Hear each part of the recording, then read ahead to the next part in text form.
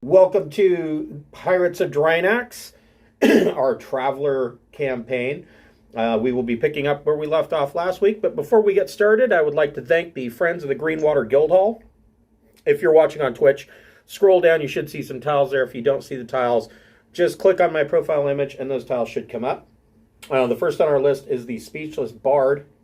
She and her husband make beautiful leather products for your tabletop role-playing games, such as she has a leather dice scroll or dice mat that when you roll it up, it looks like a spell scroll. She has dice bracelets that they're leather bracelets with cutouts of the dice, and they can be done in multiple colors if you like to show off your nerdiness.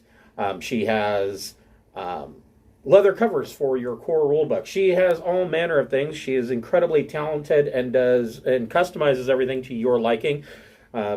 Just an amazing artist. If you're ordering, make sure that you give yourself a little bit of extra time because she is in the UK, so it can take a little while to get over here, especially right now with the current shipping crisis. I think that the, no pun intended, ship may have sailed as far as getting it here for Christmas, but you're perfectly welcome to try. It'll get here eventually. So I highly recommend her. Hold on a second. The next on the list is the Fable Beard Company. Fable Beard Company makes beard products for such as oils, balms, butters, and co-wash. They have a full line of spray-on deodorants, and they have a new eco-friendly, aluminum-free deodorant, and each of their scent profiles is a different fantasy character. Tonight I am wearing the Hero, which smells of cologne and warm amber. That is one of their more popular scents, but there are several out there. I'm sure that you'll find one that suits to your liking. They have a number of new holiday themed scents, such one of my favorites, such as Jack Frost, which is a pine scent with like cedar mixed into it, and a winter mint chill. It's really nice, especially right after trimming up your beard. You can put this on, and it gives a cooling sensation, and it smells really good.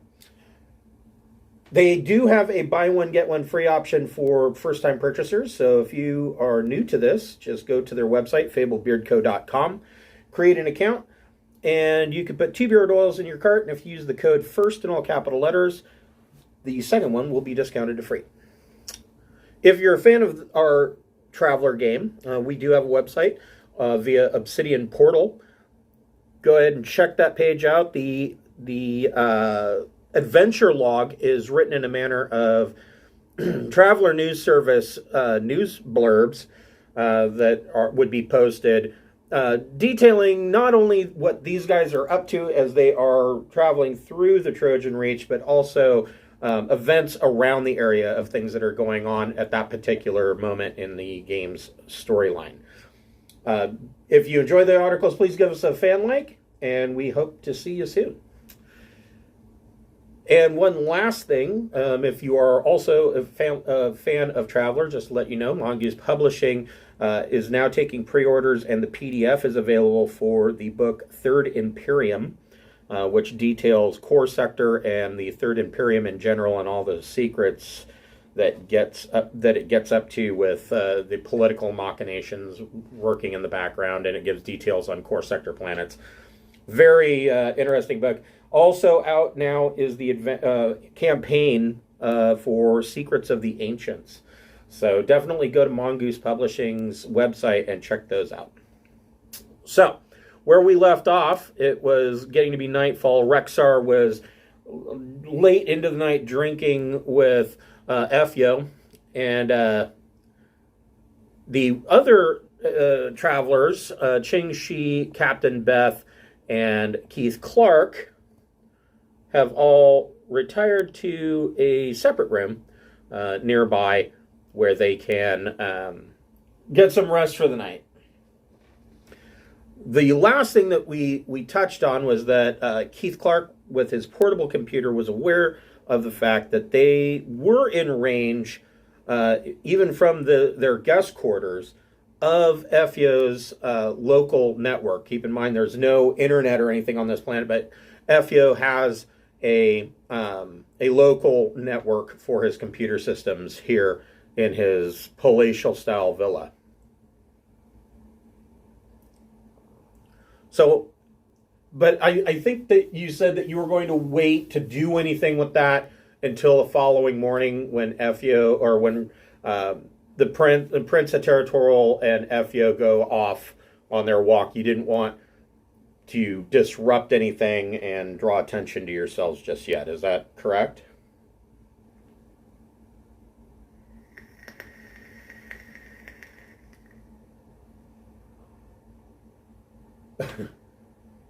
Bueller? Is that right, guys? That sounds like what they wanted to do. Bill? I'm following along since I wasn't here last week. Right. But that sounds like a good plan. I think that's what Devin said. Devin, is that correct? Not hearing you guys. Oh, Captain Beth is typing. Okay, she says there's a problem with their mic. So we will give them just a moment to fix their technical difficulties.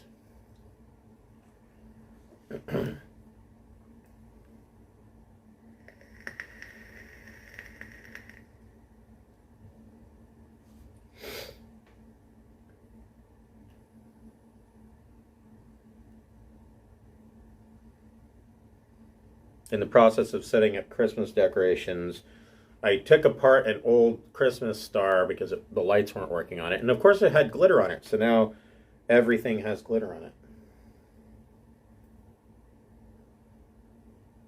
Elf herpes. Yeah, that's a phenomenon I'm familiar with as an elementary school teacher. Yes. Where, like, I have not introduced glitter in my classroom for months. Yeah. And yet I don't even know if I had glitter in my classroom last school year, but every so often I'm like, where's that heck? Someone coming in at night? Yes. Like, what is going on? Can you hear us now? I sure can. Okay, great. So yes, we were going to wait until the morning. Okay. Because the prince suggested that we should do so. Yeah. Okay.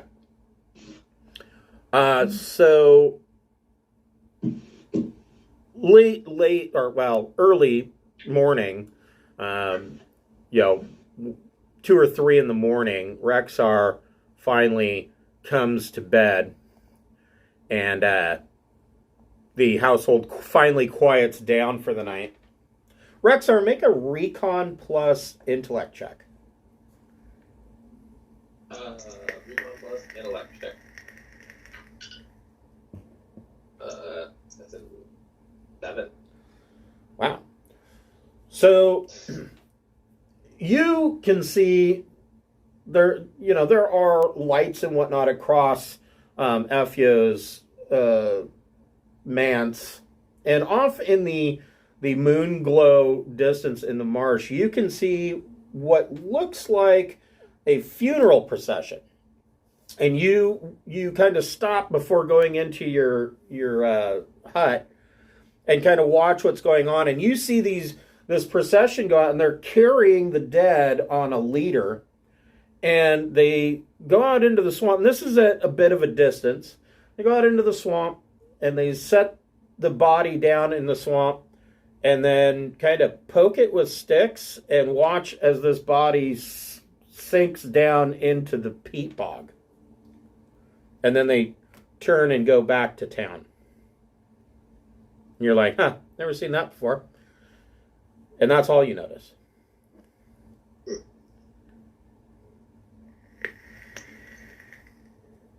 So you come into the guest quarters.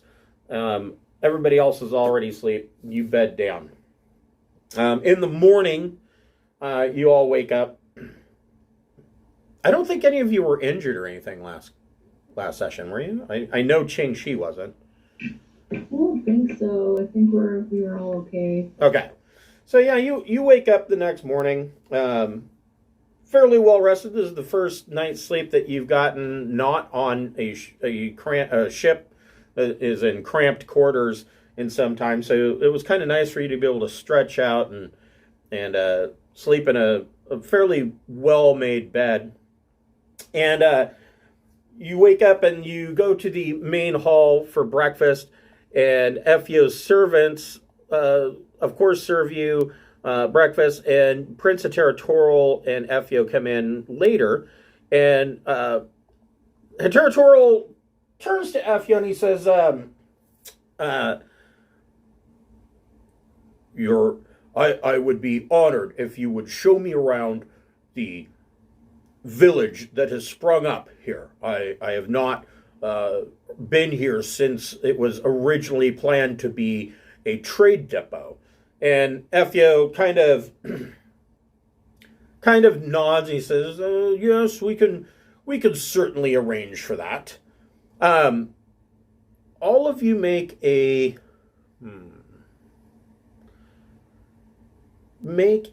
recon plus social check. And Rexar, you can make that check with a boon. So roll 3 dice and take the 2 highest.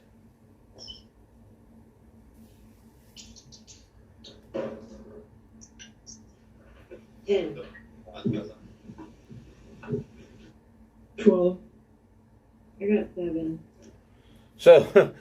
So pretty much, I'm surprised. Pretty much everybody except for the captain picks up on the fact that you can tell that FEO doesn't really want to do this, but he's going to do it anyways. It's kind of like he suspected that this conversation was coming, but was trying to avoid it.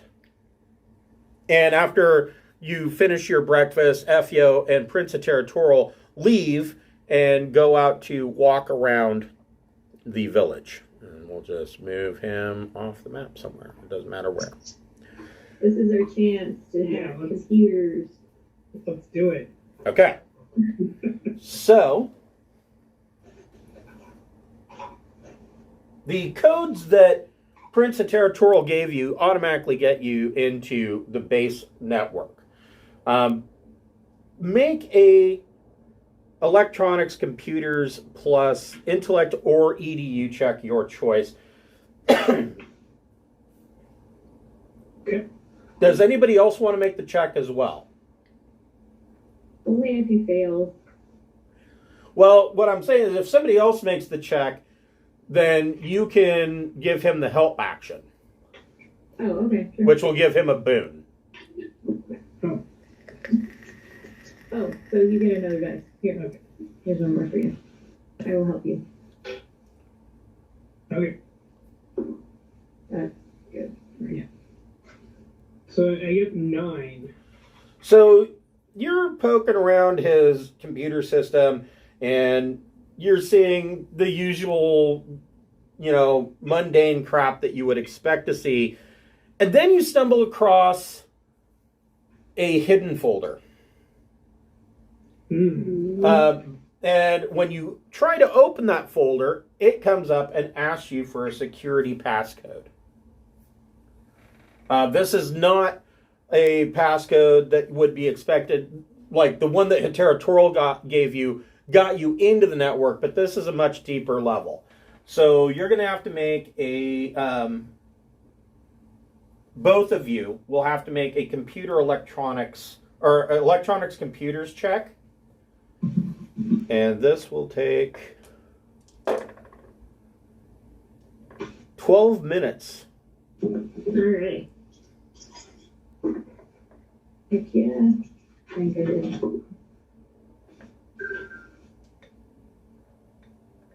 Go ahead. So I got 10. Okay.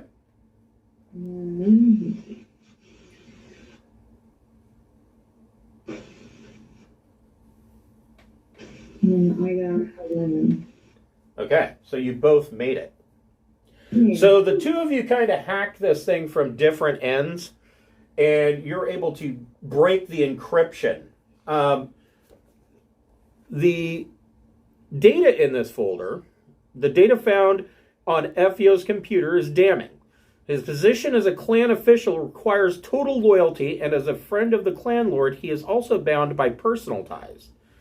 Correspondence in his files indicates increasing dissatisfaction with his posting on Sync, until routine inter-clan messages of a sort Effio would normally send and receive begin to contain undertones that he is open to a better offer. The offer comes in a roundabout way from Clan Hitoyo, or Hitoyiwao, couched in vague terms referencing Aslan cultural heroes who faced difficult choices when their clan lord disrespected them or failed to reward their loyalty. Then a sudden change takes place in the tone of communications. Effio begins openly sending information on his clan's ambitions and future projects. Among these is the failed Arunasir takeover, which is the subject of a lengthy exchange regarding times, force strengths, and protected routes to the target. It becomes obvious that Effio provided Clan Hitoyiwao this information to derail Prince of Territorial's raid, and in return is promised a high office and a transfer to a posting more appropriate to his talents and service to his new clan. Sabotage. So, remember, there was the question of, it was almost like the forces on Arunasir knew that Prince of Territorial was coming, and that's why his raid was so disastrous. And thus, because of how disastrous the raid was, is one of the reasons why he's having to go, well, it is the reason why he's having to go home to Tyok for his own execution. Because if he does not arrive for his own execution within the original 16 weeks, then all of the other clans, led by Clan Hitoyo-Wao, are going to annihilate his clan. So we can, download this or whatever, right? Yes, you can. Okay, yeah. Get evidence. That will take about 15 minutes. So you're downloading this data. Qingxi, is there anything that you want to do while they're in the process of downloading this data, or are you going to act like the lookout? What are you doing? Well, I'm either thinking lookout or diversion, but probably lookout is safer. Okay. Because I don't know that I could take on full diversion action by myself safely. Okay. So, these guys obviously aren't in here. They are over here. Well, this guy's his bodyguard, so he'll be out here. And this guy's a butler, so he's going to be cleaning up the guest quarters. Had a bunch of filthy humans sleeping in it. And Qingxi's over here, watching the door.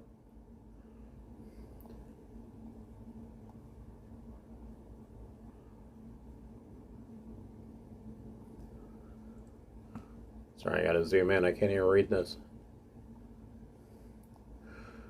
You see, coming towards the main hall, a female Aslan that you noticed the night before. She is a clan brewer. Her literal job is to brew ales and wines for the household. He's got his own brewery on site, and she's heading towards the front door. Qingxi, what would you like to do? I would probably like to just step outside the door and meet her rather than have her come inside. Okay. So I'm struggling to move my map. So I'm just gonna be la la la la, hanging out right there. Okay. What do you? Yeah, that was an awesome party last night. What's your secret for the secret sauce? She's carrying a keg, and she sets it down, and she looks at you and she goes, "Really? You liked it?" She says, "Most humans find Aslan ale to be far too bitter." It me. I mean, I'm a little worse for wear. How do humans cope with it? She lets out a disquieting laugh that shows far too many fangs and sounds partially like a growl. And she says, "Though most humans don't handle it well at all, Aslans are typically a hardier folk than you are, but we don't hold it against you." Well, I'm glad because I had a blast enjoying it, even though at least I think I had a blast. It's a little hazy, but hey, where are you headed with the next keg? Oh, I'm just restocking. Go ahead and make a deception plus charm check. I don't think I'm very charming. Oh, wait. Oh, no. Okay, hold on. Deception and charm. I know I took deception. Give me a second. Yeah. Oh, ooh, 7. She says, I'm just restocking. I really must get this in there before the master of the house returns." And she starts to pick up the keg and starts to move past you. Can I trip her? Wow. Okay. Yeah. Accident. Yeah. Stumble over in Go- the hopes of knocking it out of her hands. Go ahead and make a melee unarmed plus your choice of either dex or strength. Okay. Yeah, that's about great. Okay. Roll better. 10. Yeah. So. She dies. She. But when I knock it over, I want to be like incredibly apologetic. Yes. So she. And like, I'm so sorry. I realize I just fucked up your day. She How trips. can I help you make it up to you? Can I transfer some credits? Like, I feel awful. So she trips over your foot that you just casually stick out. She trips, falls. The barrel crashes, and ale leaks all over the lawn. And now, because of all the ale, a robot gardener comes over here and starts to immediately clean up the area, raking it and whatnot. Yeah. And you're apologizing. Go ahead and make another deception plus charm check. Okay, please be better this time. Come on now. Okay. 12. Oh, she's like, "Oh, I'm sorry. It must have been my fault." No, I'm sure it was mine. Can I go back to the kitchens with you and help you bring in another one? Yeah, she'll allow that. And she says, "Thank you so much." She's like, "I'm so clumsy sometimes." Okay, and I'm going to yell very loudly, casually over my shoulder. It should only take a few minutes. So you guys hear something crash outside the door. You're about halfway through your download. Rexar, while she's out there, what are you going to do? Can someone recap that? Joe, my cat was, he decided now was a good time to puke, so. Oh, excellent, yeah.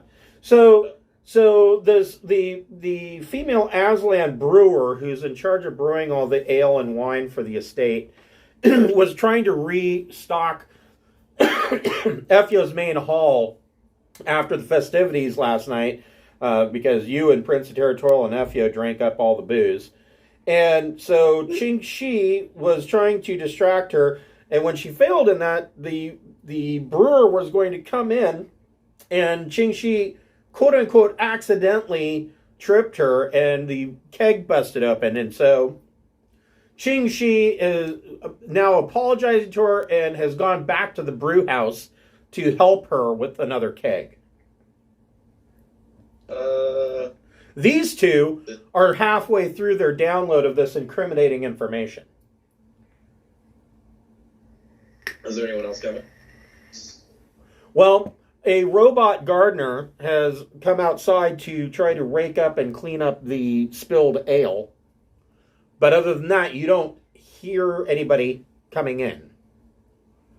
I'll be like, oh, God, please show me all of your best and most colorful flowers. Lead me away. The robot gardener kind of looks up at you and just kind of looks around like it doesn't know what to do. I wish for inspiration for my best poems.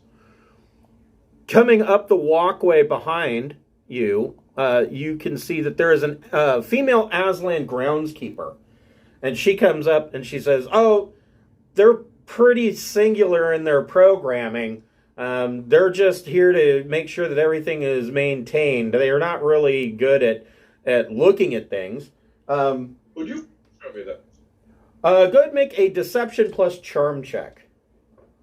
I have my territory. So Yes, you can.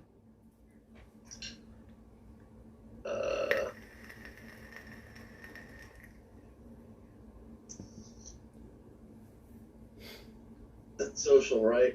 Yep. Well, charm. Have you rolled your charm skill yet? Or your charm stat? I have not. So you can go ahead and use social if you'd like. Okay. I'll do that. Because my territories, it's +3. So that would put it at 9. Okay. Because I rolled it. So she says, certainly, if you will come over here, I can show you. We don't really have anything like the humans do that are roses or things that you might see in the Harate themselves, but we try to cultivate the garden. She shows you this tree that seems to flower in these lily-like hanging petals that come off of this tree. She's like, I find this one to be quite beautiful. I'll call back to them. Reciting these poems should only take a short time. Okay. Both Keith Clark and Captain Beth Smith make one more electronics computers check, each of you. Okay. Yeah. Be electronics computers plus intellect or education, your choice. I got 13. Nice. I got 9.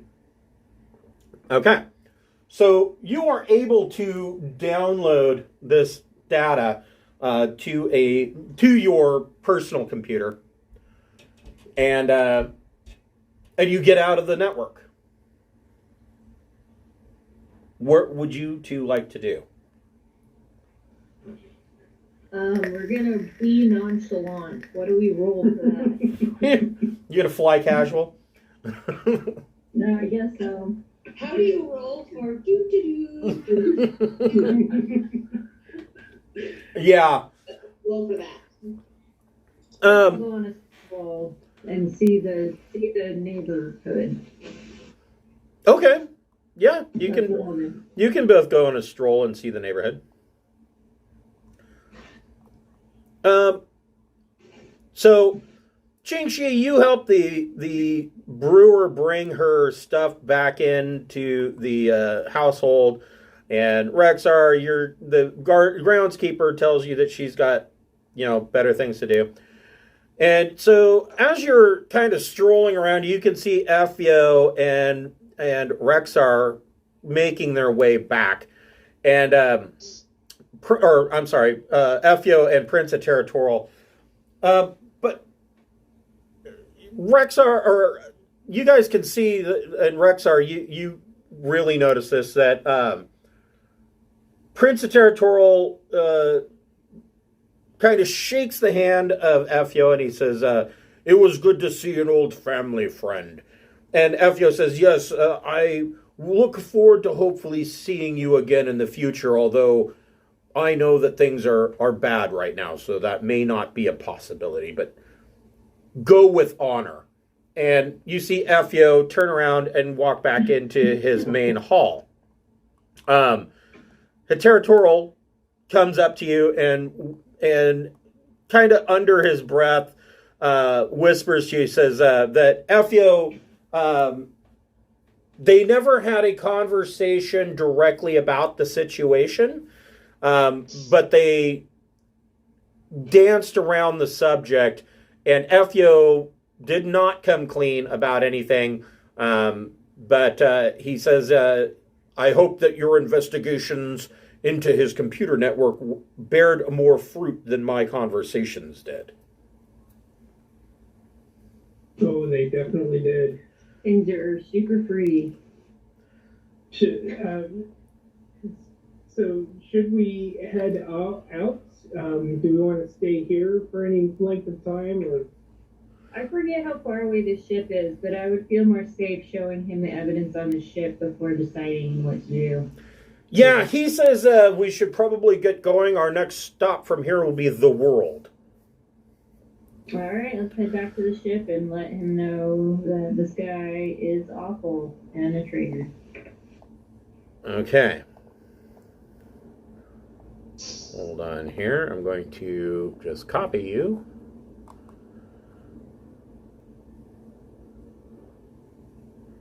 And bring you over to this map.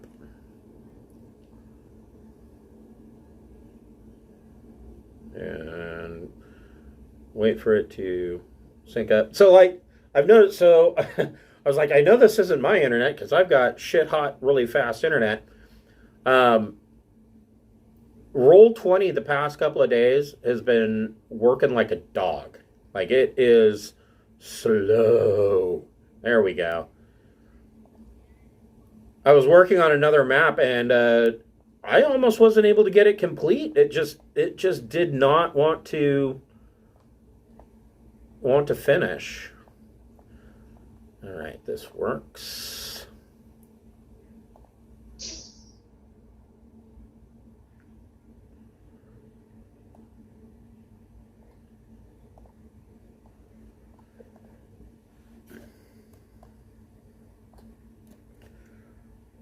So you are coming down the ramp down towards this shitty field that they call a spaceport.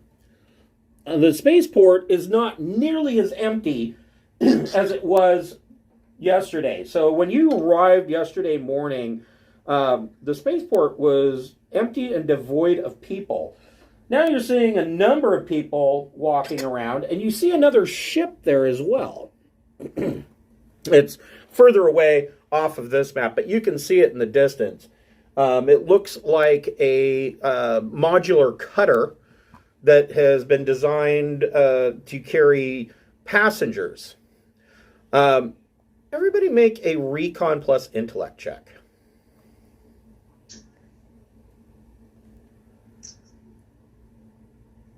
It's 11 for me.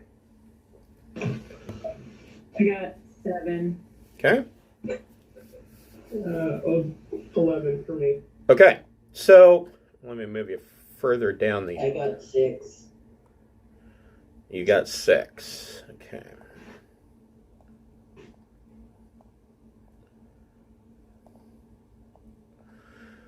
Rexar and Keith. Hold on here. I need to switch layers.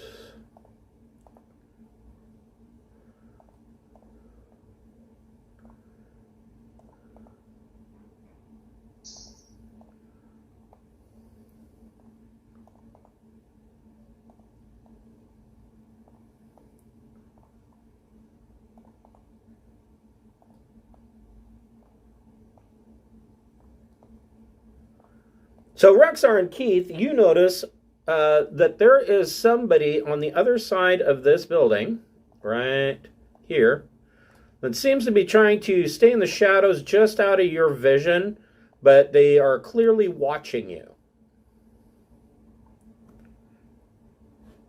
Wave hello. Howdy. You're going to say hi? I'm thinking about it. If they want to be all creepy about it, then... I'm just going to stare intently at them. Okay. Well, since you're going to make it fairly easy.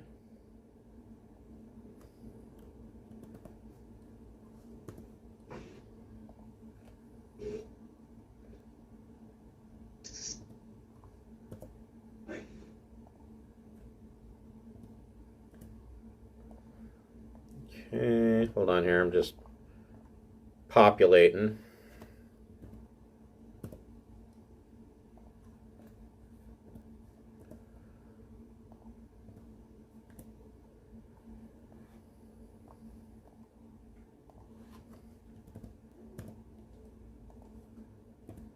Oops.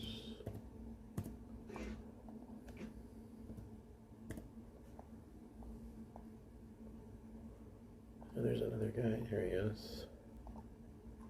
Now, if you remember, you guys aren't dressed for combat.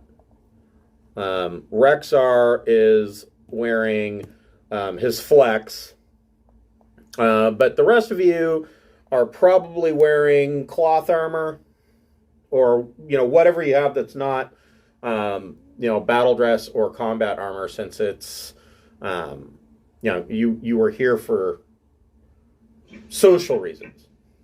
But are we right next to the ship? We're kind of going there. Okay. Yeah, you're pretty close to your ship. And so Rexar, you're kind of just staring at this guy, and he steps out, and he is armed with an advanced combat rifle. Hold on here. I will bring up our initiative. And he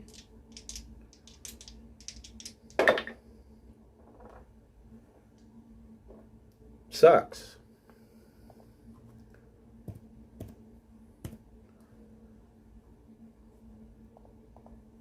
I know you guys can do better than that.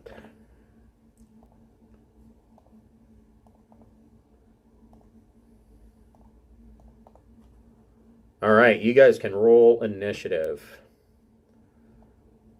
So you want to roll and add either your dex or your intellect, your choice.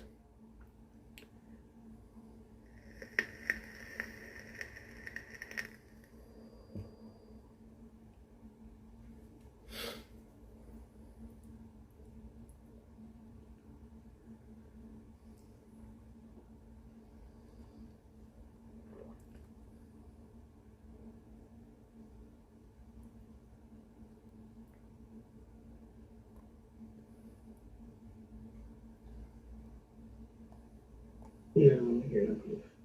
Who's going first? Oh, never mind. So Beth got a 0?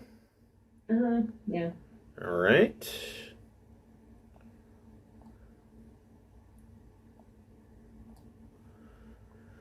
All right, so Ching Shi, you see this guy step out. He's got an advanced combat rifle, and he says into a headset mic, these guys are all wearing flak jackets. They look like they would be considered flak jacket 8s, which means that it is tech level 8, so they have +5 protection. He steps out. He's got an advanced combat rifle, and he says into his helmet mic, he says, I have eyes on the targets. Ching-Shi, what would you like to do? Now, as far as weaponry, you have, probably knives, pistols, and likely, you probably, I'll allow you to carry your swords, your sabers. Rexar's carrying his axe simply because that's acceptable in Aslan society, but the rest of you are kind of being social. So it's just sidearms. Yeah, sidearms. You were dressed for a dinner party. Right. Well. Not a fancy dress dinner party, but a dinner party. And let's see. I'm trying to think of what would be best for. I mean, I'm wondering if I can is there anywhere to take cover? To just mosey? I don't want to make a huge scene because I don't want it to go from one person eyes on to everyone firing at us, but I would So- like to move to cover if there's any to be had. Yeah, these buildings provide cover. You can move towards your ship for cover, although, let me double check something here. Let me see. Let me see. So, yeah, the ship is like 14 meters away. But 6 meters, I mean, you could shoot and then move and take... Opposite direction. Well, yeah, I mean, you could shoot and then take cover right up against the building itself, right here. That's probably all I can do, because... Everything else seems to be quite a ways away. Open. Yeah. But as of right now, he's the only one He's the only one that you see. that we see with a gun. Okay. Then yeah, I'm going to take a shot and hope for the best. So, actually, you couldn't move, because minor action would be to draw your pistol. Oh, then I'd rather move. So Okay. I'm going to just take cover. Okay, so, well, hold on. So if you're going to take 3 minor actions to move, that means you can move 18 meters. You could get to... the ship. Yeah, you could get to the ship. Oh, hell yeah. Then I'm going to speed walk to the ship as fast as I can. Okay. And start everything up so that as soon as everybody makes it, we... Well, you get to the ship, you're not necessarily inside the ship yet. Okay. That'll be, I guess, next turn. Okay. Please come join me, because you all have turns before this guy. Great. Captain Beth, what would you like to do? I want to rush aboard the ship as soon as possible, and maybe Rexar can use the turrets on me. Oh, shit. When we get on. So 18 meters, you can run up the ramp into the ship itself. That's what I will be doing. Okay. So we will just put you in the ship. Oh, thank you. Okay. Rexar, what would you like to do? Onto the ship. Okay. So let's see. Where can we get you? Yeah. You can just get up inside the ship. I like how you're all leaving Ching Shi outside. And Keith Clark, what would you like to do? Same. I'm gonna follow everyone up the ramp as quick as I can. Okay. So if he manages to shoot me because I could not quite get up the ramp, somebody better drag me on board. Grab her arm on the way out. Yep. Yeah. Good question. So, yeah. Keith Clark, you get onto the ship. The mercenary, he's going to try and take a shot at Ching Shi. Now, Ching Shi, because you are near the ship and you're trying to get up the ramp, I am going to say that you have a +6 to your armor. Okay. So, what kind of armor are you wearing? You said probably just cloth. Right. I don't So, even know what protection that is because I always am in combat armor. so you probably have TL7 cloth armor, which is +5. So you have an armor protection right now of 11. Okay. And so this guy is going to take a shot. And he hits with an 11 for a +3 to damage with an ACR.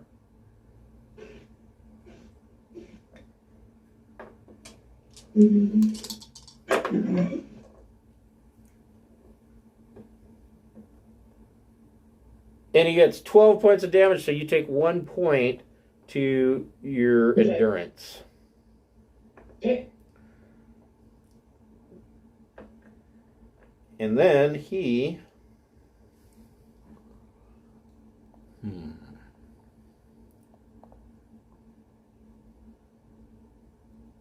He will move to right there. Meanwhile, down here,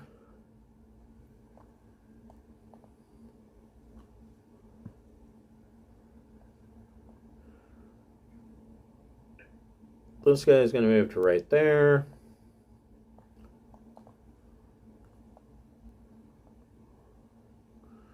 This guy's going to move to right there. This guy's going to move to here.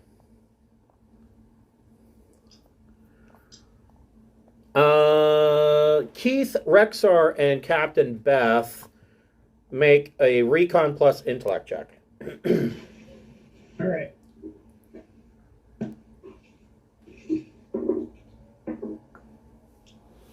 And 12. What about Rexar? 9. So, Captain Beth and Keith, out the viewport of the cockpit, you see this guy in front of the ship here, and he is armed with a rocket launcher, which potentially can do damage to your ship. Yeah.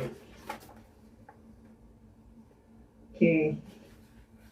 Time to hop into battle dress. I was just gonna jump on the guns. Yeah, that would probably work better actually. We have one turret or two. You have the ship sheet. We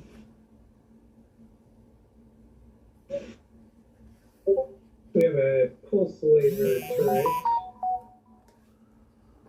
and Sandcaster and a missile launcher, which both seem useless right now, but we could use the pulse laser turret. So, yeah, the pulse laser turret's going to do a lot of damage. All of those weapons will do a lot of damage. There's going to be some property damage here, for sure. So, Rexar, you're moving up to the turrets. Yep. Okay. I sort of love the idea of just blasting them with sand. That's a possibility too. You could use the Sandcaster. It's cool, but I just Yeah, have that's the right way to go. this vision of like Yeah, sand everywhere. And right there. Like Home Alone, covered in dust. so Dude. Okay. I guess it's whoever gets their turn. So this guy that moved up, you see that he's got a disposable plasma launcher, and he's got two more of them on a backpack. So he can fire this thing, drop it, pull out another one, fire it, drop it, and he will be willing to do that on his turn. Ching Shi, what are you doing? I assume running up into the ship. I'm getting my sorry ass onto the ship Okay. with the last few feet required. And then I'm assuming since that's all I'm doing, I can get to the cockpit. Yes. Yes, and, you like, can. Start getting systems ready. Start prepping systems. All right. Captain Beth, what are you doing? We're dropping some sand on these beavers. You're going to fire the Sandcaster. Okay. All right, hold on here.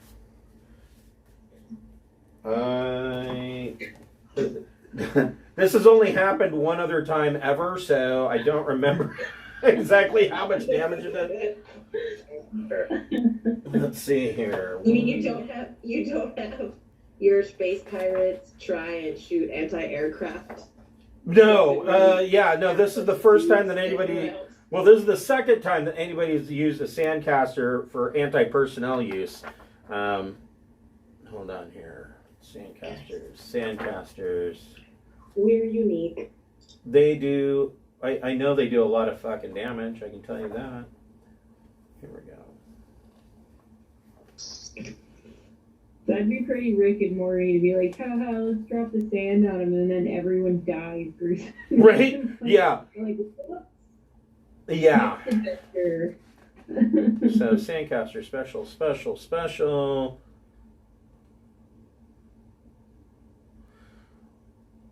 Okay, so a Sandcaster does 8d points of damage.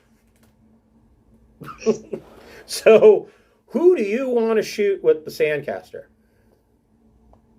I thought it like was like an area effect.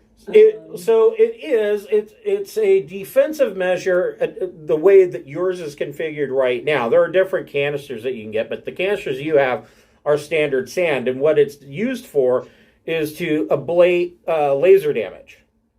So basically, the laser tries to shoot through this cloud of sand, which is really just shiny confetti particles that you shoot out.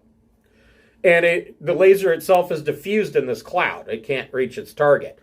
But it can be used against personnel at close range, such as boarders. These guys would definitely fall into that close range. And then it becomes basically a giant shotgun filled with broken mirror pieces. So, rocket launcher guy seems like the biggest threat to the ship itself. Indeed. So let's blast it at him. I have 8 dice in my hand. So it is going to be, first you need to make a gunner plus dex. You also get to add a +1 for fire control. Okay.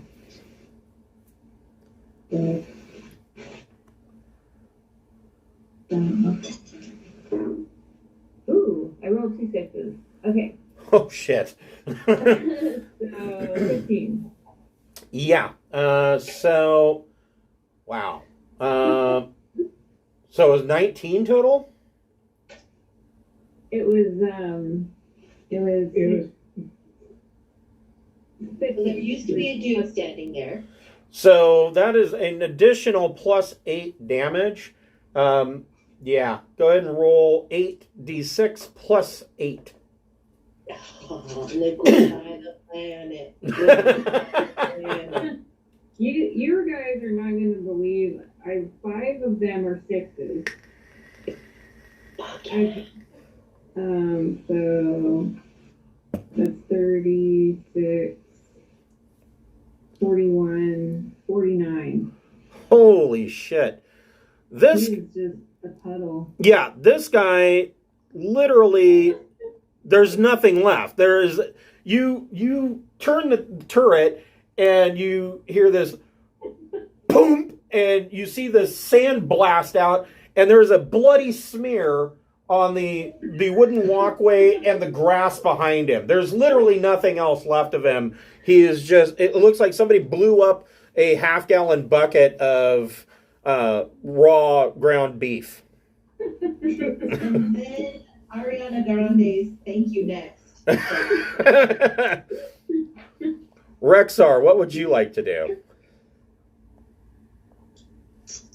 I'd like to go, that was better. My turn. And I'm going to try to...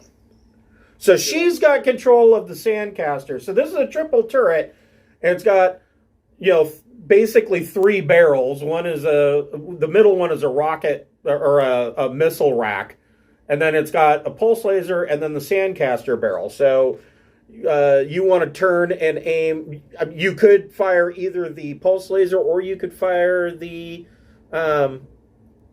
rocket or the missile launcher. Up to you. Missile launcher at the 2 up here. On the top. So these 2 here?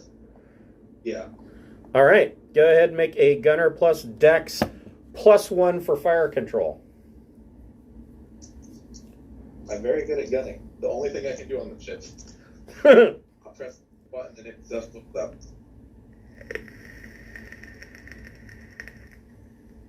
Six total on the turret plus 1 for dex. That's plus fire control.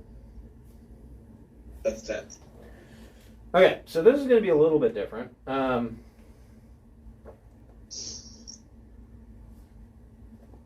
boy.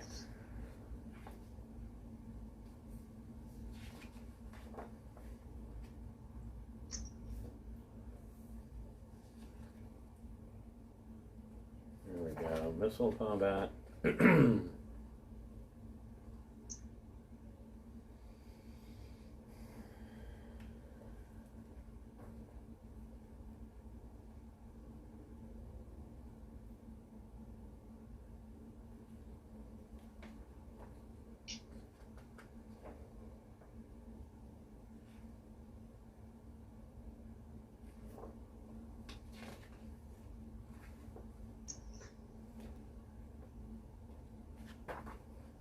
Where are my missiles?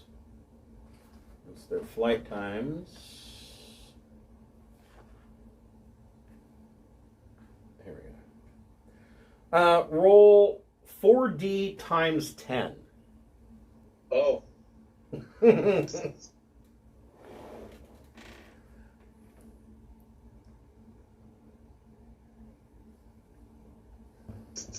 120. Okay. So then I have to figure out.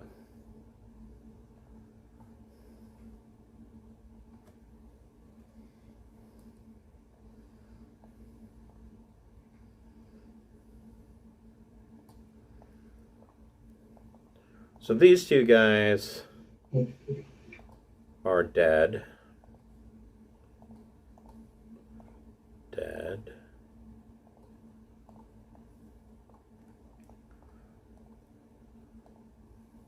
Dead. Uh-oh. So your missile goes off, and there is an enormous explosion. This building is gone. Pretty much, like 3/4 of the buildings on this map are gone to the west of the rear of the ship. The Jabrobi also takes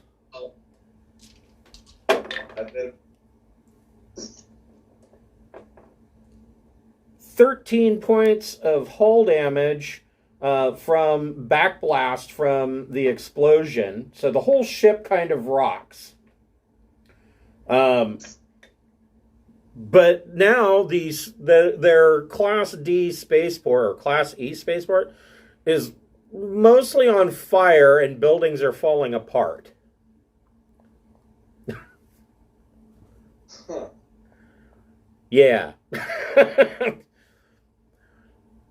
didn't think they would blow up that big. Yes, yeah.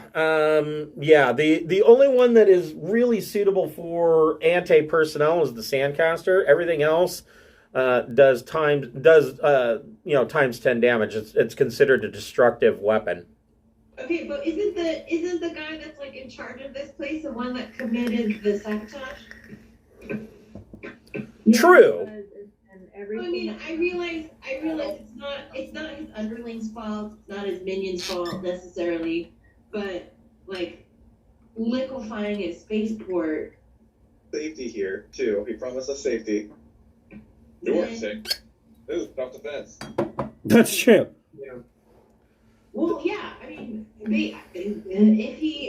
he lied to our faces and caused all the sabotage, and now we're taking someone to go carry themselves because of his fuck-uppery, it seems like liquefying his spaceport is a fine plan. True. We don't have evidence, too. I What- mean, I feel bad for like the brewery and the gardening drones, but not that bad. There's like 200 people here, and they have like a dumb religion, and it sucks. Fuck you guys and your stupid religion. Only if we think. I don't know. So, Keith Clark. We're all standing in a circle in the spaceport pad. Like, surely they were other places. Right. I mean, not, you didn't blow up the whole town, but the spaceport is kind of, or at least this section of the spaceport's kind of fuckered. Yeah. As we take off, I'd like to say, you should have had an Astro Burger. I want my generic. Fuck you. Keith Clark, you're in the engineering department, and this explosion rocks the ship. What are you doing? I'm getting us ready to get out of here, whatever it takes. Okay, so you're starting up the engines, and things are getting hot. The mercenaries, let's see, there are more.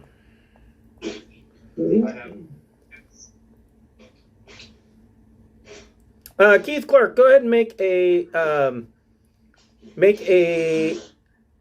engineering power plus intellect or EDU check. Yeah.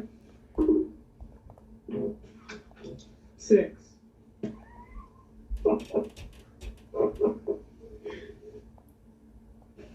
Oh, sorry, that's a 7, but still. Okay. All right. So there are 2 more. This guy steps out.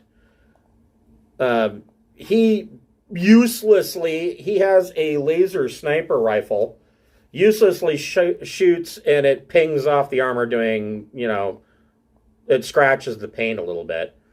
And this guy is running towards the ship. I don't know what he thinks he's going to do, but he thinks he's going to try and board it. So Ching-Shi, your power comes on.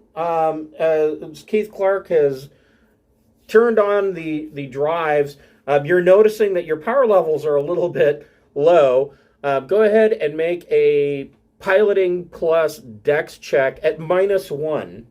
At -1, okay.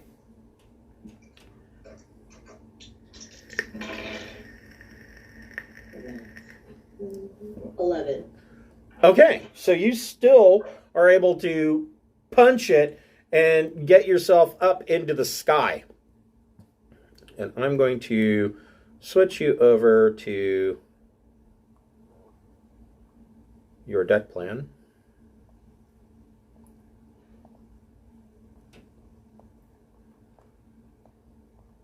And Rexar is actually in the turret. Beth Smith is at the... Oh, wait, sorry. Keith Clark's down here in engineering, doing that whole engineering thing. And there is Captain Beth. She's not in her office. She's actually in the co-pilot seat. So Ching-Shi, you blast off. You're still in the clouds. Power is still fluctuating, but things are coming to life slowly but surely. But it was enough for you to get up into the sky. Let me double check something.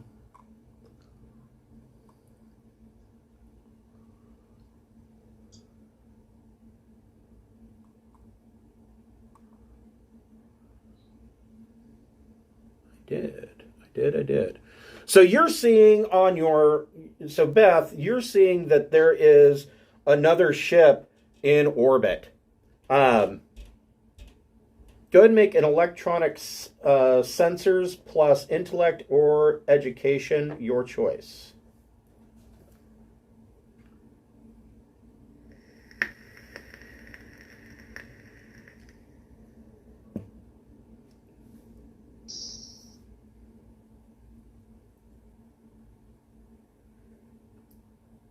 Are you there, Beth?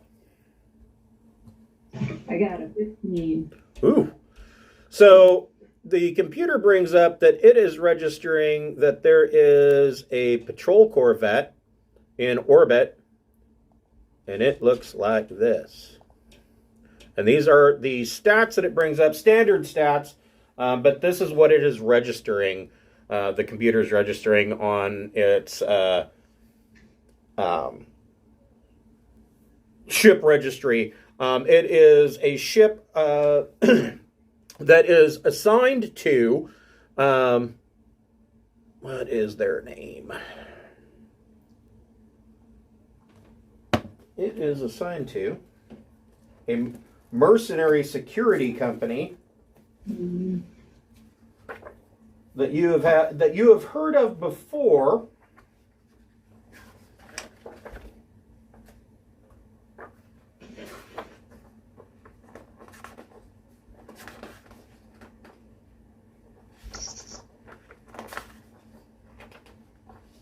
Oh, come on.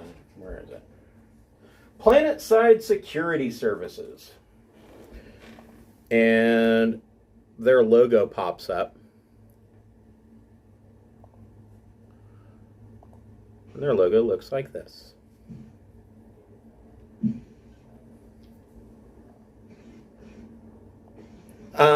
You can, if you would like, with your role, you can perform a sensor lock on that ship. Yes, I want to do that. So a sensor lock will give Rexar in the turret another +1 to his attacks. Okay, absolutely. Okay. So, Rexar, you're sitting in the turret just as the Jabrobri starts to break atmosphere and come out, and you see this patrol corvette coming in. Hold on here.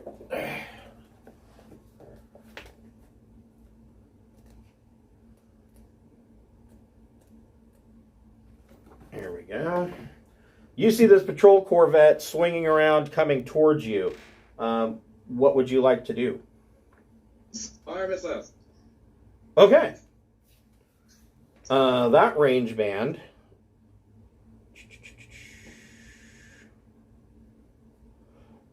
is going to be at where are my range bands? Oh, It's going to be at close range. So the missile will hit immediately. What'd you get? oh, it's close range? Yeah. Like, we're gonna take damage range? No, like your missile, you don't have to wait for your missile to hit. It's going to hit this round. Like, you're going to fire it, and it's going to either hit or miss. I get an extra +1, right? Correct. So +1 for fire control and a +1 for her target lock. Oh, so +1 step to that. 13. That is a hit. Go ahead and roll 4d6 for damage.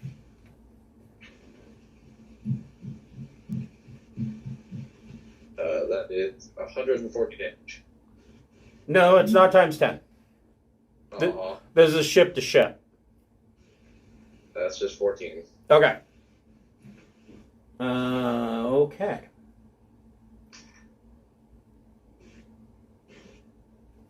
Where is he? Oh, here they are. Okay.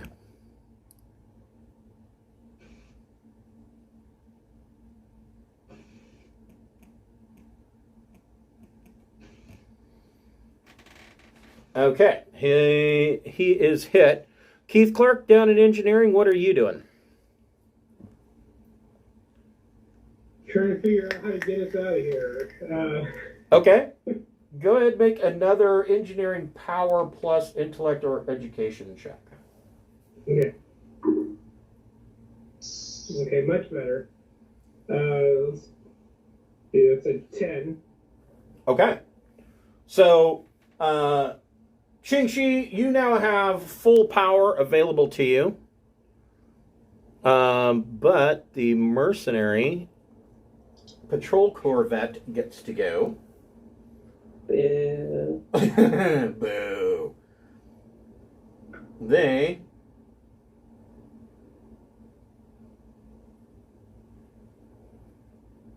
fucking A.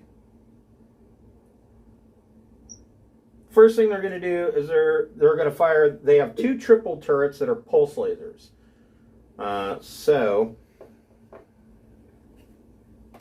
oh my God, hold on.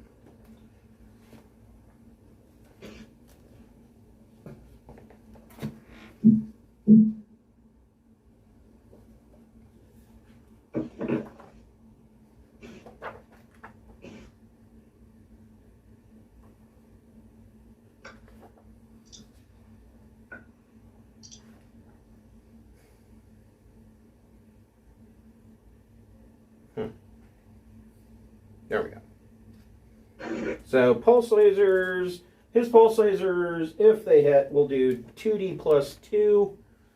Let's see. First one. That's a hit for 11 points off of your hull. Second pulse laser turret is a miss. And then he's going to fire 2 missiles. Can I try and evade any of that? Like, I know I couldn't probably evade lasers because of how The missiles miss quickly they completely. move, but it seems like the missiles I might be able to try and evade. So the missiles miss completely. Okay. These missiles skim past you, and both of them go off into the wild dark. Fantastic. Ching-Shi, what are you doing? So you are just leaving atmosphere of the planet. You're breaking into orbit. Now remember, And we're way too close to jump. yeah, you have to be 100 diameters out, which would take you about 48 hours to get to at full burn. If you jump early, you risk a misjump. Right. I mean, not that you haven't done that before. Right. Does It the seems worth the risk to me. you think so? Yeah. Yeah, the patrol corvette. About a third of our whole points. The so. patrol corvette outweighs you by about 300 tons. Yeah. It's Yeah, punching I down. Well, in that case, I'm gonna astrogate for a big, wide, open space where a small miscalculation is not going to put us in the middle of the sun. So do you want? Well, hold on Into here. a void. Oh. Yeah.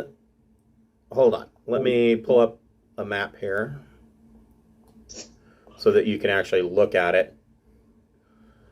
So you are at sync. You want to head. You're currently at sync. You want to head for the world.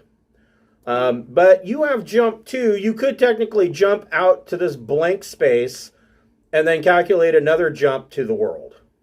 Yeah, I feel like I'm completely open to hearing input, but I feel like if I jump to like a void space, then if it goes badly, at least we're not in the middle of a planet or something like that. Yeah.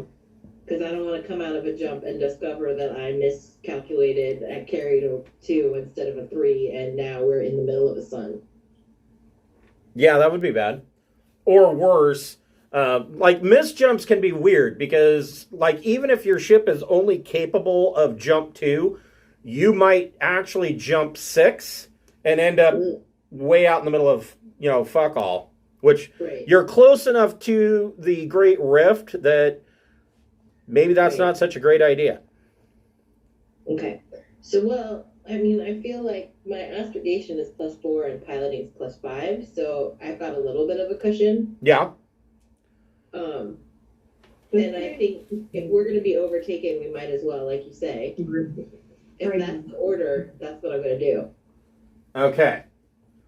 So I need to see exactly what that means. I know what a miss jump means. Let's So see. I'm going to make it.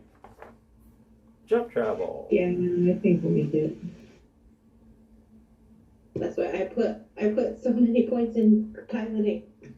I didn't take a lot of steps, so I could keep taking piloting. Go ahead and make your astrogation plus education or intellect check. Okay. And you will be at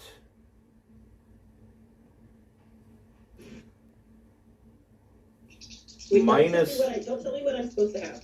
Well, you're going to be at minus. You're going to be at -2. Okay. That is 8. That's exactly the roll you needed to get. Thank you, Tom Cruise's person. Thank you, Tom Cruise. Thank you, Xanadu. Thank you, Xanadu. Thank you, Jeebus. All right. So you're plotting. Captain Beth, what would you like to do? You can use, what was it? Leadership to hand out. Is it leadership that you hand out boons? I I believe. believe it is, yeah. Or Banes if I. Or Banes if you bone it. Yeah. Yeah. I'll give it a try. Go for it. Okay.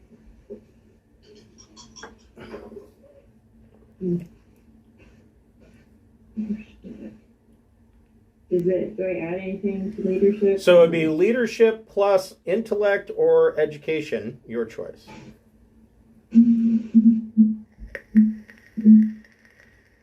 So it's 10. Okay. You can hand out 2 boons to whoever you like. Now, the next in the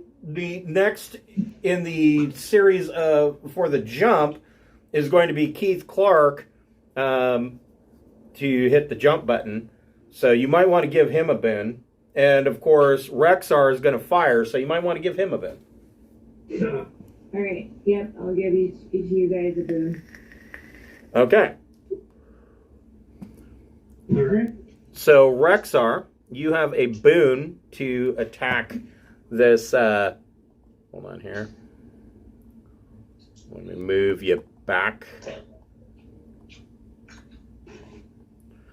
You have a Rexar. You have a boon. So roll 3 dice and take the highest of 2. What do you want to shoot at these guys? Maybe the lasers would be better. Okay, so pulse lasers. You would roll your gunner plus dex +1 for fire control and +2, or I'm sorry, +1 for weapons lock, so that's +2 total.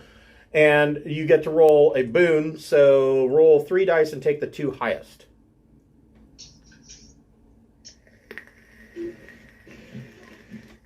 Uh, 15. Ooh. That is a critical hit.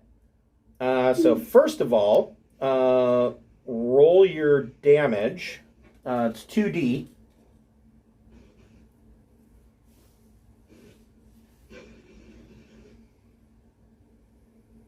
Uh, 8. Okay. So another 8 comes off of his hull. And then... Like that. You get to roll 2d.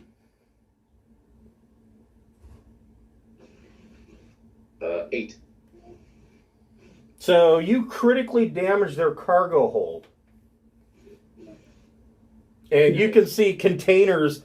You blow a hole in their cargo hold, and you can see containers, looks like weapons crates, flying out and floating off into space. Sweet. Keith Clark, if you want to make that jump, go ahead and roll engineering J drive plus intellect or EDU, and you get to roll that with a boon. All right. No bonuses because she drilled it at 8. That is a 10. All right. So you only your part of this was routine, so you beat that by 4. There is no miss jump, and the Jabrobi jumps, causing a huge vacuum near the orbit of Sync. As far as what that caused, you're not sure. So you guys are going to be a week in jump space, heading out to empty deep space, a parsec away from your last location. So basically, Sync is no longer a safe partner. Well, Sync now has a Sync. Yeah, that probably not. You're probably not going to be welcome back on Sync, at least not in this ship. That, children, is why the planet is known as Sync. Right? The assholes got into their ship and destroyed everything, and now we live in a pit. So, Keith Clark, did you want to make a engineering, or actually make a mechanics plus intellect check? Well, you can't really go outside to fix the hull. You're in jump space. Yeah. Yeah. So you're going to have to wait on that. I was saying, you probably don't want to step outside the ship. You're in a hydrogen vacuum in an alternate universe. That's not a safe way to operate at all. That's something that fucking Amazon would ask you to do. So, Yeah. come on, suck it up. You can do it. So, you have a week. You guys, do you want to break the news to Prince of Territorial? Oh yeah, I want to tell him all the gossip. that we uncovered. Yeah, I feel like this is the perfect time for a good debrief. Okay. It's always a good time for a debrief.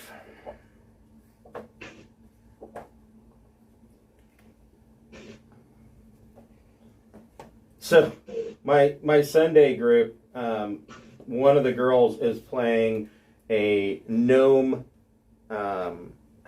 rogue swashbuckler who used to be a pirate, and she goes by the name Peggy, but that's not really her name.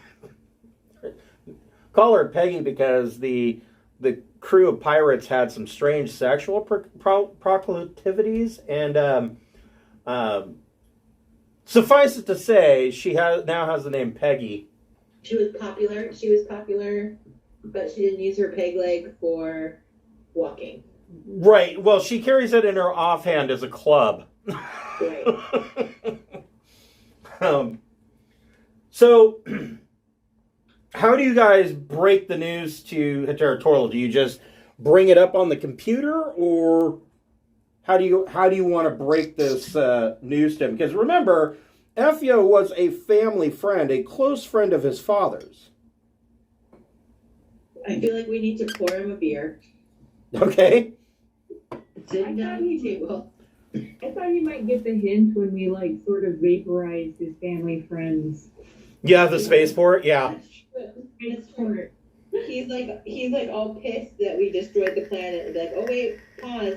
You're gonna want to hear this first. So yeah, he comes up from the cargo hold, and after you guys make your jump, and he's kind of like, you didn't have to do that. We could have just gotten out of there without doing so much damage to their spaceport. And then we tell him we didn't really care about it anymore because we found evidence that you've been betrayed. He says, And then bring it but Effio promised me, he said that there was nothing that he did that would have subjected me to any kind of treachery. So yeah, let's bring up the evidence. He can decide for himself what to think after he sees it. Keith Clark's like, and here we go. Stinky liar. That is the traitor. So you bring up the data from the personal computer, and he goes over it and he says, so he did tell my opposing clan that we were coming. They knew that we were going to be there. They were prepared. This is dishonorable. That's what we're saying. Like, we're up. It's way more dishonorable than going at the spaceport, right? Let's check in. They kind of deserved it, right? He says, no, the people on that world didn't deserve for the spaceport to take so much damage. That was an unfortunate incident. He says, but you all have been good friends to me, and I don't blame you for that. Aww. Thanks, man. He says, well, it doesn't really change anything. Regardless, our next stop needs to be the world. Yeah, I want to know more about the world. He says, so he tells you a little bit. So, first of all, he tells you the world, the quote-unquote main world. He says, when we get there, you're going to have to realize that this is not a system that you're going to be used to. It's a little weird, as the humans say.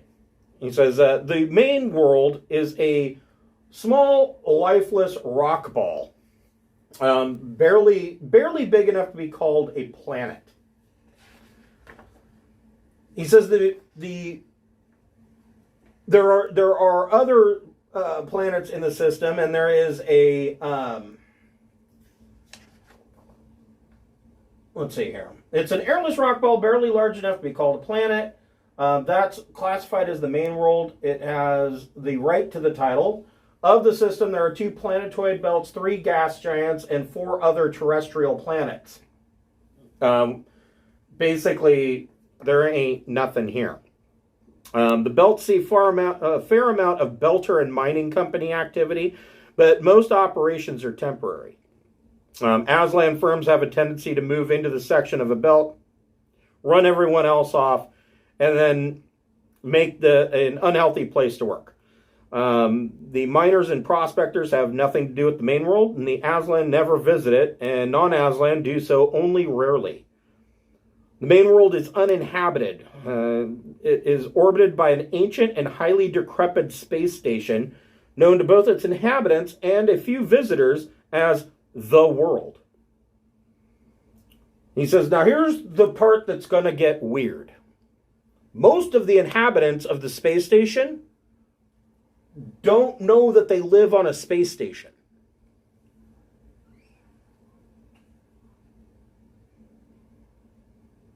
Where do they think they live?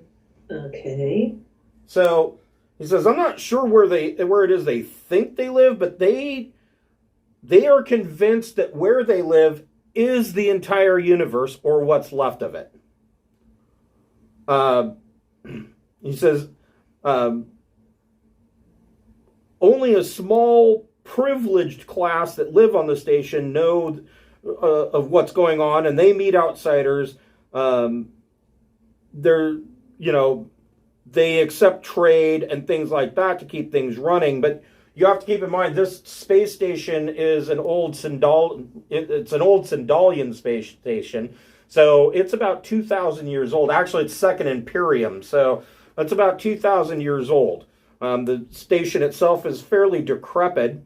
The main inhabited areas are segregated from the rather basic starport section of the station by heavy doors and depressurized areas, making it virtually impossible for a citizen to accidentally bump into a traveler that has docked. So these people are sequestered away behind blast doors, and they've actually vented sections to space so that people can't accidentally run into somebody and blow their minds. Are they like a science experiment? No, he's like, it's hard to explain. The upper echelons of the people there, the ones that are in on the secret, that'll meet, outsiders. Obviously there's a whole power thing going on there, but it's hard to explain. He says, some of the Ihati that traveled with me to Arunisir have gained work in their starport as security personnel, dealing with traders and whatnot. It's a fairly boring life for them, but I wish to visit my friends one last time before you take me to Tyok. I'm excited. This sounds interesting. Yeah. It kind of, the whole thing kind of reminds me of Logan's Run.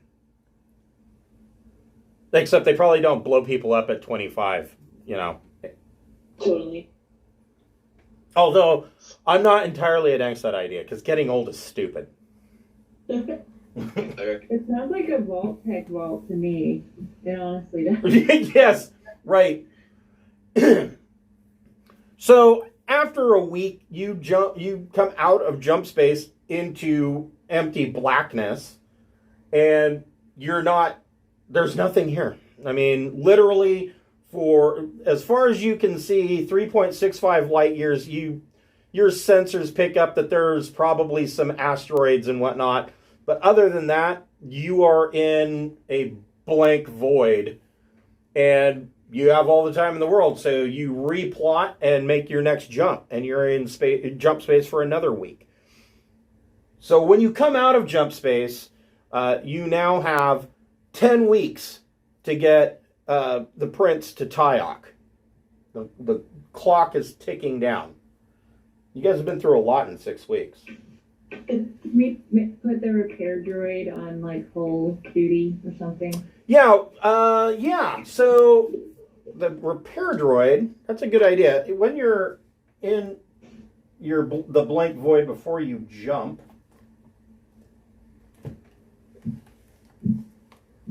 let me find.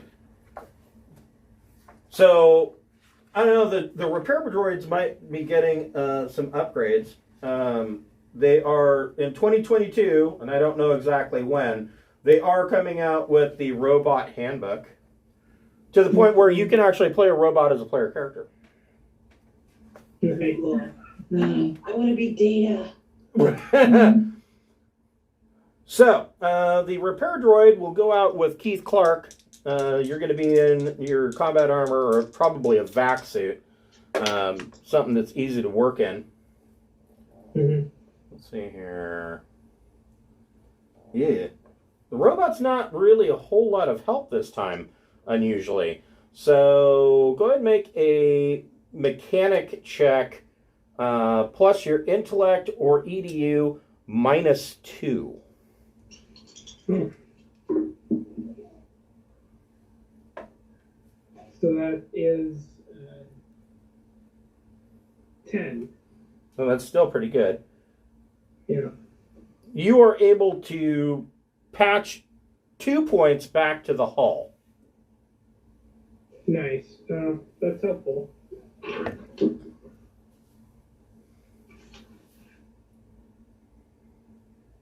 And we'll say that in 6 hours, actually, you can add 4 points back to the hull total. Okay.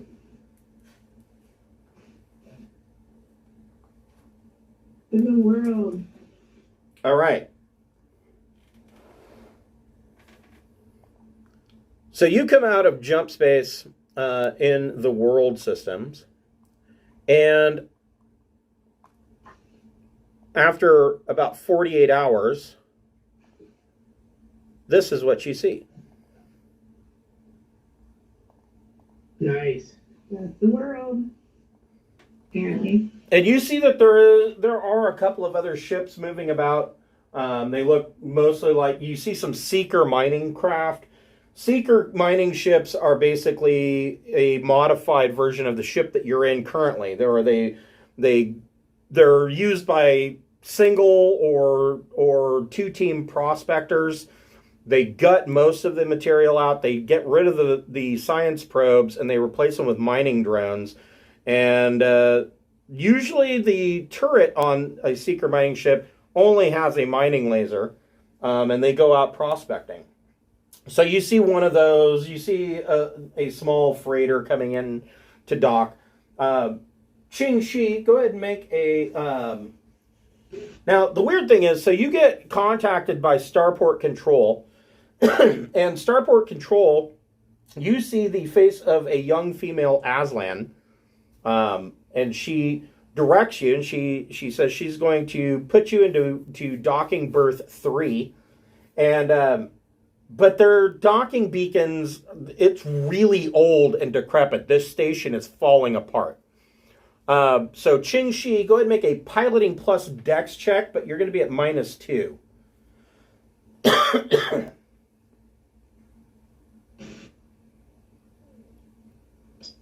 12. Jesus. All right. So, Well, yeah, like I said, my piloting it ends up being a total of +5. nice. So it's pretty good. Yeah, so don't forget, your skills are kind of capped at the skill itself is capped at +5. So So my skill is +3, right, but then I get to add 2 more. right, for your dex, right. Yeah. So Ching Shi makes this look easy, swings the ship in, and she docks you guys at the world. And you come in, and there's a small cargo area. And when I say small, I mean you're in a large space station. And the cargo area, as far as, you can tell upon that as you approach that this is an old space station, that it is falling apart in many areas. But you notice two things. First of all, you can see a lot of sections where hull plating has been welded to the side of the station in numerous places. The other thing that you notice is that you don't see any actual windows looking out to space anywhere. And so Qingxi docks you, and there's this cargo bay. It's old and it's dingy, but it's fairly clean. They keep, well ordered, and things are where they're supposed to be, and they try to make sure that freight traffic is moved frequently. And as you step off the ship, two Aslan security guards come over and greet Prince of Territorial, and they are ecstatic that he has shown up. And he greets both of them warmly, and they tell him that they're like, okay, well, you are going to join us for a feast tonight. If you are set on going to Tyok, then you shall have a feast. We shall send you off in a manner that you deserve as our leader. Aww. Oh, wow. That's so sweet. And Territorial says, does she know that I'm here? And the Aslan guards, security guards say, no, not yet. You might want to stop by Starport Control and say hello. He says, all right. And so you're on level 4. You move to a cargo elevator that will take you down to the main concourse on level 1.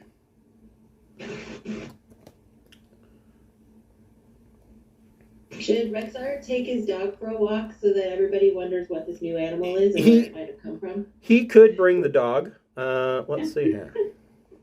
I'm just because I'm subversive and want to fuck shit up.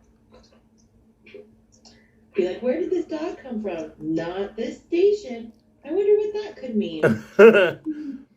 Hold on here. I need to go back and... Although I'm not going to walk his dog without his permission, because if they decided to space it, I would feel terrible.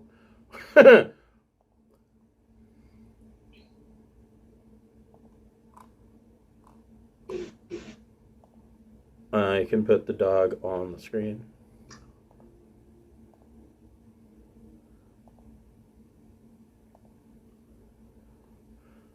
Redmane. And controlled by Rexar. So Rexar can move Redmane around. And so these doors open up, and this is the more or less the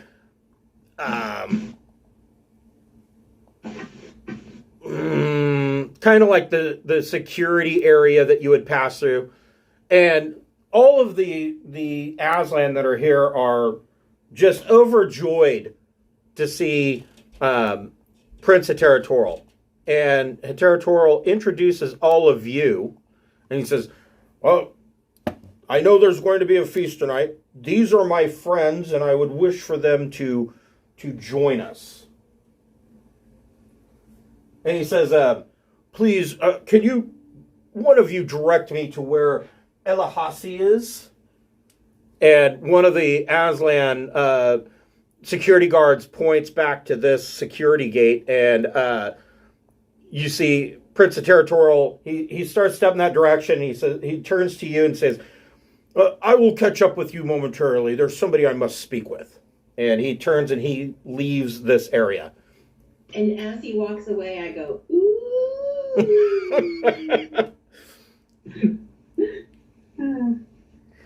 This guy here, he says, well, welcome. He turns and he bows to Rexar and he says, welcome to the world, and welcome to you as well, humans.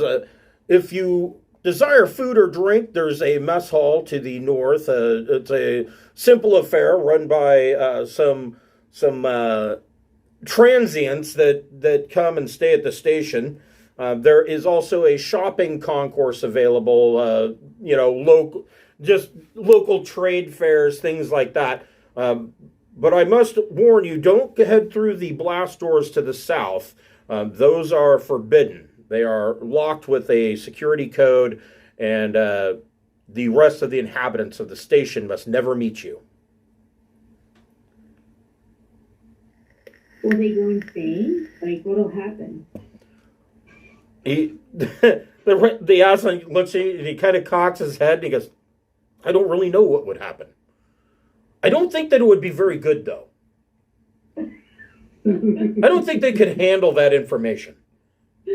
Fair enough. I don't know. You gotta give people a chance to handle the truth, right? All right, it's forbidden. I get it. And just about then, his comm rings, and he pulls up his comm, and you see a holographic display pop out, and he says, and you hear a voice say, "Have they docked yet?" And he says, "Why, yes, they have. What can I get for you, Governor?" And the governor says, "Please send them to my office immediately." And he says, "Oh, yes." And he hangs up and he looks to you and he says, "Governor Ulk would like to speak with you. Seems that it must be a matter of some importance." All right. Where is their office? Let me pull you all together here and I will take you there. So he leads you through here and to the north. Wait, did I fuck that up? Yeah, I fucked that up.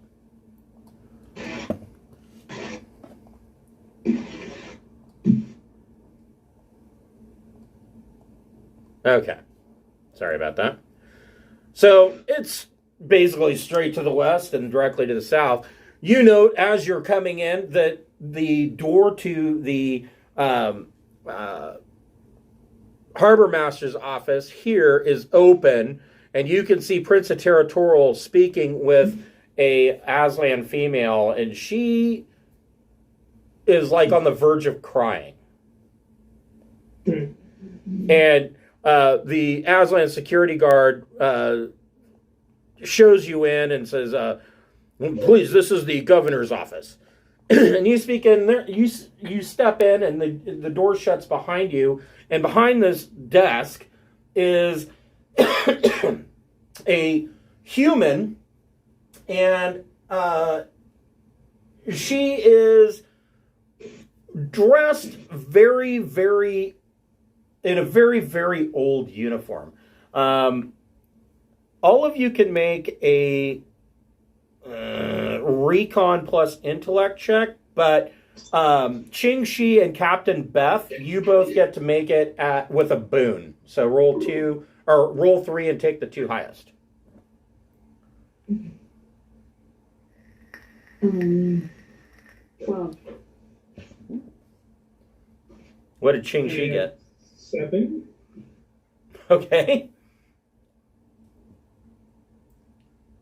What did Ching Shi and Rexar get?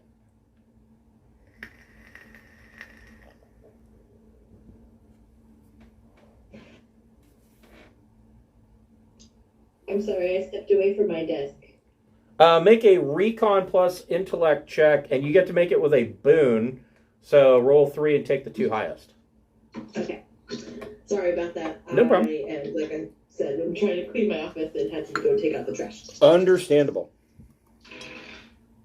Oh, thank God for that. Let's see. 11. Okay. Rexar, what'd you get? Are you still with us? I think Rexar ditched out. It is his birthday, and his family wants to sing him happy birthday. So, Ching Shi and Captain Beth, you both recognize this uniform actually is an old Second Imperium naval uniform. So she's wearing a uniform that nobody's seen for 2,000 years. From an empire that nobody has known for 2,000 years. That is super weird. Yes. And it's like Well, it's like, that's some creepy Miss Havisham vibes.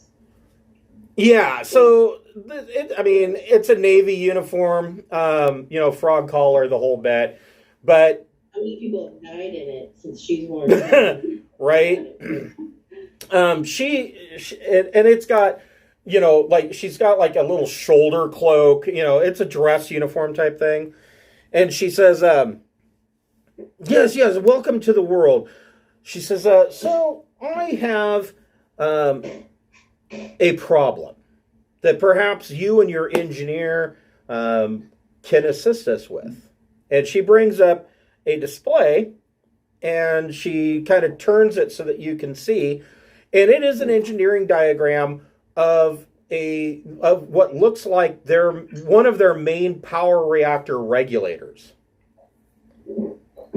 She says, we need to replace this. It has gone out finally to the point that it cannot be repaired any longer. Keith Clark, go ahead and make a engineering power plus intellect or education check.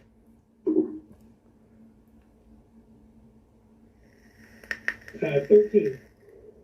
So on a 13, the first thing that you know is you're like, well, yeah, if this thing goes out, then this whole station loses power, like all power.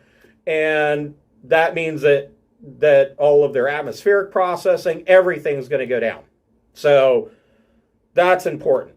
The next thing that you're looking at, when you're looking at this schematic, you can see that over the past 2,000 years, this reactor and this regulator have had uncounted bypasses. You can imagine that you're going to get down there and it's going to be a rat's nest of soldering, duct tape, bubble gum, pieces of paper clip.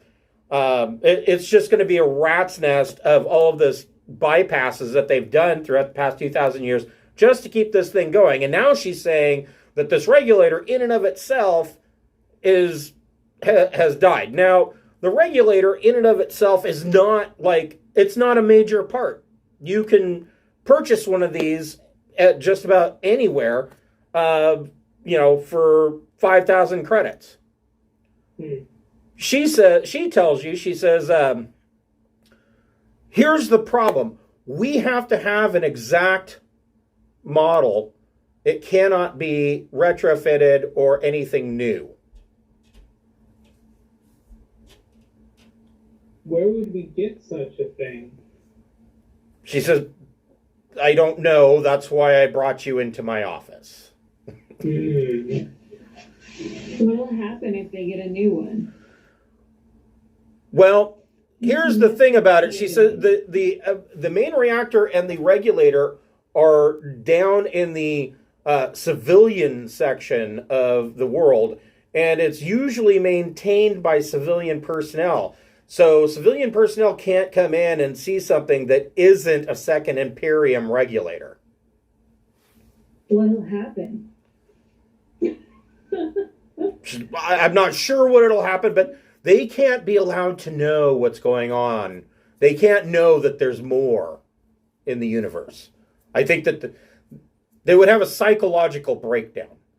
It's okay. We'll just have a well-timed hey look over there, and it'll be fine. Could we put something better inside something that looks like the thing? Well, you have a couple of options, but we will get into your options next week when we come back for Pirates of Drinax on Wednesday night at 7 o'clock. All right. Sounds great. Thanks, everybody. See you next week. You're welcome. Have a good night, guys. Bye. Thank you.